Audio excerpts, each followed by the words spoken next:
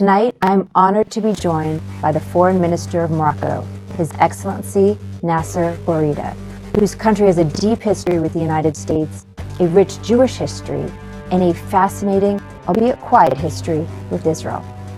Minister Boureita, thank you so much for joining us this evening. And let me start by saying Ramadan Mubarak. Thank you very much, Betsy, for the invitation and for this opportunity to exchange with you. Thank you also, and Ramadan Mubarak to all those who are fasting. So Morocco is a country of great interest to many of our members, and many have ties with Morocco. Can you talk to us a little bit about the historic ties of Morocco and the Jewish community, both in Morocco and in Israel? I wonder if we can talk about Morocco and the Jewish community as separate bodies, because they are one community. The Jewish population has lived in Morocco for centuries. They are part of the Moroccan population. They have nourished and enriched the Moroccan identity. And that's why our constitution may be the only one in the Arab and Islamic world which is mentioning the Jewish component as an important component of the Moroccan identity. This relation is also about a relation between the Jewish community and the Moroccan monarchs. A very long history, back to the 15th century when the Jewish community was expelled from Andalusia. They were welcomed in Morocco. Late King Mohammed V rejected the anti-Semitic laws of the Vichy regime and refused to hand over the Moroccan Jewish community to the Nazi regime. He said, if you take them, take my sons also. And today, His Majesty the King Mohammed VI is doing a lot also to preserve this legacy. His Majesty ordered also the renovation of almost 170 cemeteries and holy sites in Morocco, and more than almost 20 synagogues have been restored. Today in our school curricula, the reference to the Jewish component of the Moroccan history is there, and which is a unique fact in the Arab and the Islamic world. And Morocco is the only Arab and Islamic country with Jewish community still living here, with its synagogues, with its tribunals, with its all its structures as normal components of the Moroccan identity and the Moroccan people. So that's why this relation is very particular. It's unique in the Arab world, and it has been safeguarded by the commitments of the kings of Morocco, but also the willingness of the Moroccan people. Thank you for that explanation. I think that's really important for not just our members, but for everyone to understand. Morocco also has relations with Israel. Can you describe to us a little bit about, in December, the decision to enhance this relationship with Israel? To understand the relation with Israel, you should link it to the relation with the Jewish community. It's for Morocco, that was a normal relation. We had contacts for years. We had formal relations in 1994, and people-to-people relation was kept. Of course, there was a break in the formal diplomatic relations for some years, but the contacts with Israel didn't stop.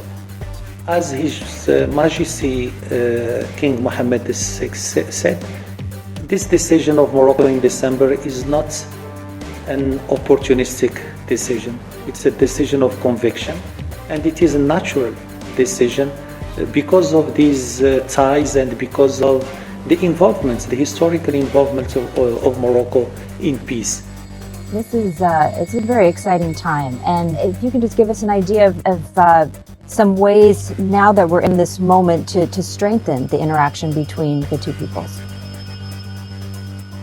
After the 10th of December, where the declaration of restoring the relations was made, there was an agreement, a trilateral agreement signed some days after. between Morocco, Israel, and the United States. And this document, a legally binding document, has different components. Recognition by the United States of Moroccan sovereignty over the Sahara, commitment by Morocco to develop the relations with Israel, and a commitment by Israel also to engage in a deep cooperation with the Kingdom of Morocco. Since that moment, we have taken concrete steps to translate into facts this declaration. The liaison offices have been opened in Rabat and in Tel Aviv, and they are working normally today with diplomats. We have established also 8 working groups on diplomacy, security, water, agriculture, tourism, etc., where we need to deepen the cooperation. So we have today all the tools for cooperation. We have also the political willingness. I hope very soon we will exchange high-level visits. The sky is the only limit, and we are, as His Majesty said, Morocco is sincere in this commitment, and as it is a decision of conviction, we will go as far as possible in developing the bilateral cooperation for the benefits of for the benefits of the region also. It really does sound like the sky's the limit. That's fantastic. So you mentioned a trilateral relationship between the U.S., Israel, and Morocco. So I just want to talk about the U.S. for a second. Many people might not know that the U.S. and Morocco signed a treaty of peace and friendship in 1786. So can you tell us a little bit about the U.S. and Morocco relationship now? We have a strong political component through a strategic dialogue. We have a military commission to coordinate. We are the only African country to have an FTA, a free trade agreement with the United States. We are a non-NATO ally of the United States since 2004, and we have a very counter-terrorism and military component. So the relation is deeply rooted, the relation is adapted. Today we can work also on climate change, we can work on developing Africa, and we can work for promoting peace, including in the Middle East. Morocco cut off ties with Iran in 2018 because of Hezbollah activity in Morocco. At APAC, we're very focused on Iran and its surrogates and the threats to not just this region, but to the entire world. So what is Morocco doing about the activity with Iran and its surrogates, and how do you see working with friends like the U.S. and Israel to combat that threatening activity?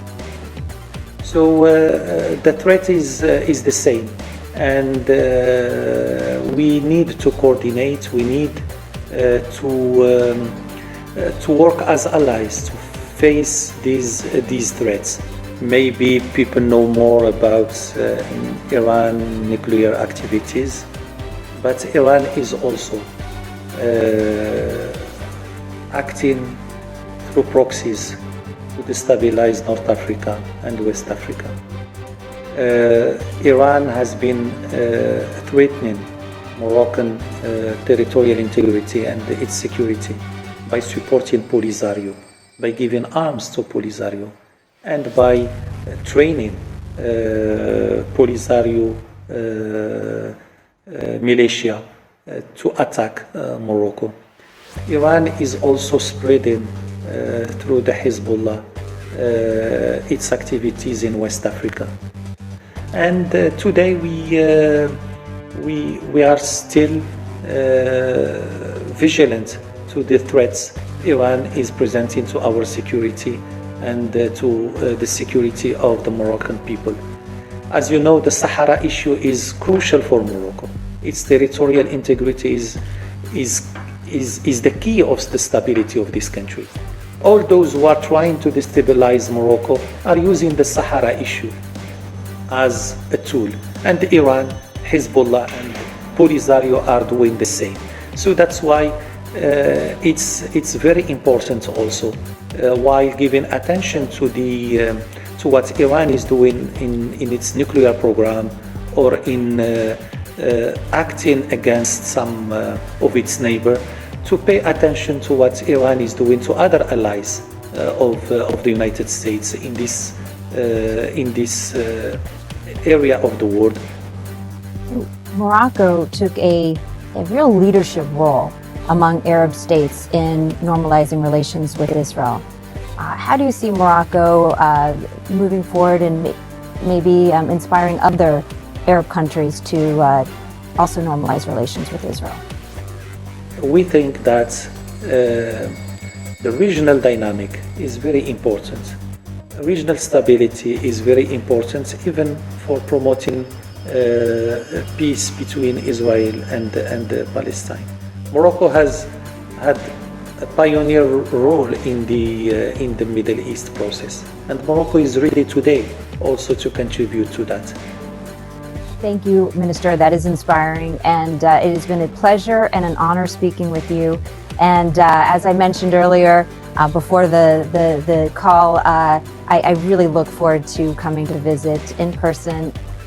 Thank you. I take it as a commitment to come very soon to visit us here in Morocco. You will be most welcome. Thank you. It was a pleasure talking to you, PT.